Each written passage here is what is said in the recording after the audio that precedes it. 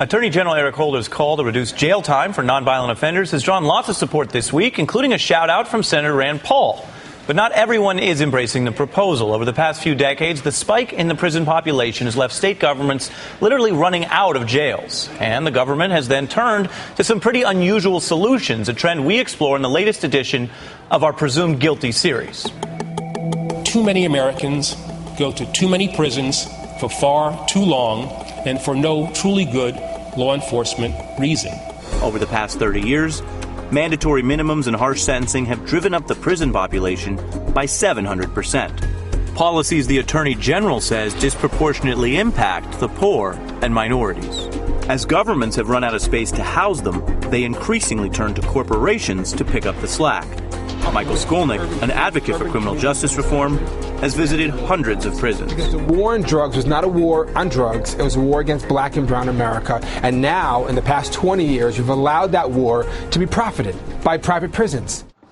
Now, that entire report is at presumedguilty.msnbc.com. And we're also going to take some questions on Twitter at the hashtag PresumedGuilty. So weigh on in. But with us now is the man you just saw, Michael Skolnik, editor-in-chief of GlobalGrind.com and director of Lockdown USA, a documentary about American prisons and the war on drugs. Thanks for being here. Happy to be here. Thank you for having me. Absolutely. So when people look at this issue, the first question is, well, wait, what's wrong with having companies run these prisons? Sure. So what has happened, Ari, is for the past 40 years, we have waged a war called the war on drugs. It's failed miserably. But 20 years ago, as this war was waging and locking up black and brown, mostly black and brown Americans across this country, private prisons said, wow, there's a business here. We can make some money on this, right? So they came in the game. They said, we'll take your prisoners from you. Sell us to them at the highest price, and we'll take them from you. And they started buying these prisoners and putting them in private prisons. And then, as a business, I'm a businessman. I employ 40 people. I appreciate business. But as a business person, they said, let's cut our bottom line. Let's take money off these people. So services were cut, health services were cut, mental services were cut, and now you're warehousing,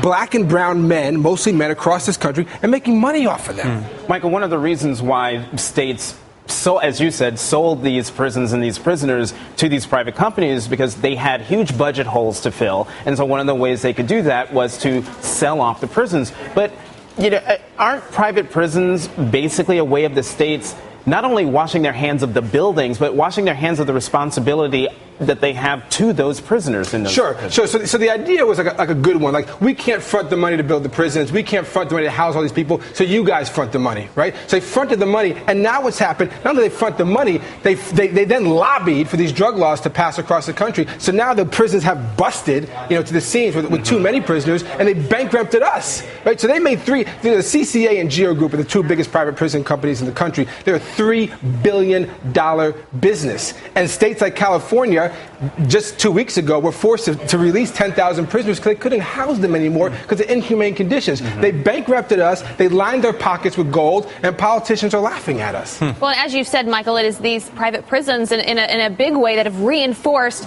this war on drugs and this war on black and brown Americans, as you've said. And you've had a unique opportunity that many of us don't ever get in a lifetime to actually visit these prisons to see what really goes on. What were some of the things that you can put in context for us that we wouldn't get the chance to see that really shocked you the most? Yeah, I've traveled this country. I've gone from everything from juvenile detention centers to death row and everything in between. And what I've seen as I travel this country, Abby, is I've seen so many people go into prison as diseased, right, as drug users. And this was this what Eric Holder was discussing, just this past Monday in San Francisco. They went in as disease, and they learned how to become criminals in these prisons because it was survival of the fittest. These conditions in these prisons are so harsh, and many of these private prisons are actually using the gangs to control the inmates because they don't have enough corrections officers to do the job. So these guys go into prison, become criminals, come out of prison, and destroy their communities because now they're real criminals. They came in drug users, they come out criminals, and they go back in the system,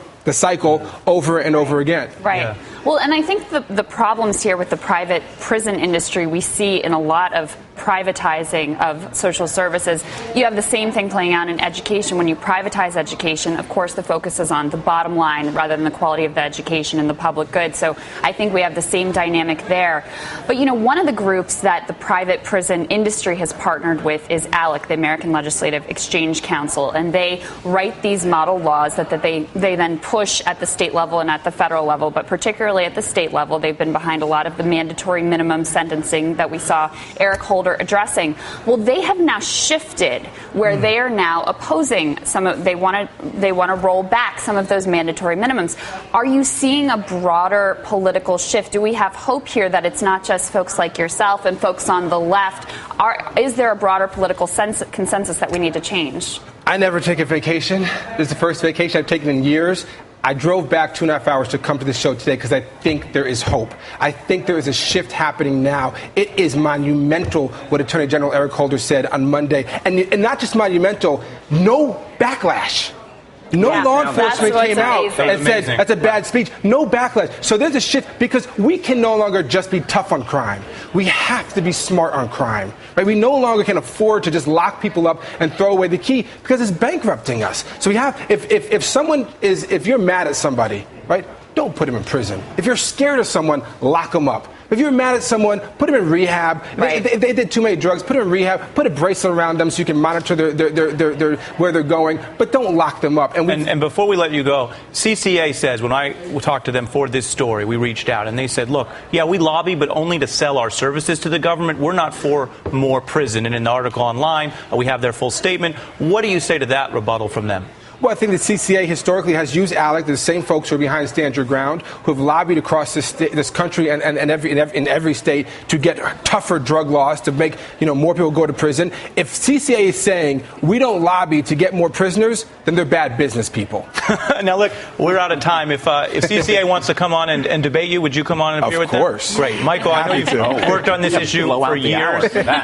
Worked on this issue for years. We appreciate you coming down and spending time with us on the Prison Guilty Project.